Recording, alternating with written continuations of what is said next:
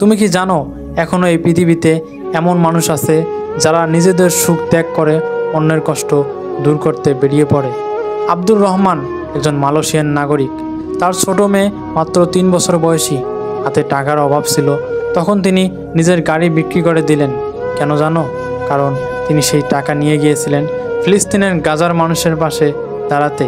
তিনি সামুদ ফ্লোটিলা নামের মানবিক হেল্পিং বোর্ডে যোগ দিয়েছিলেন, যেখানে অনেকেই জীবন বাজি রেখে সাহায্য পৌঁছে দেন যুদ্ধবিধ্বস্ত মানুষদের কাছে।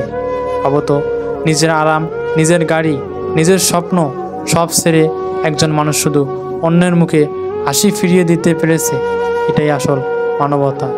আমরা হয়তো এত বড় কাজ করতে পারবো না, কিন্তু আমরা পারি মানুষের পাশে দাঁড়াতে, পারবো কষ্টে থাকা কারো পাশে একটু আলো জ্বালাতে। মানবতার কাজ কখনো ছোট নয়। যতটুকু পারো ততটুকুই করো, কারণ পৃথিবীর টিকে আছে এখনও কিছু মানুষের, এখনও মনুষ্যত্ব আছে বলে।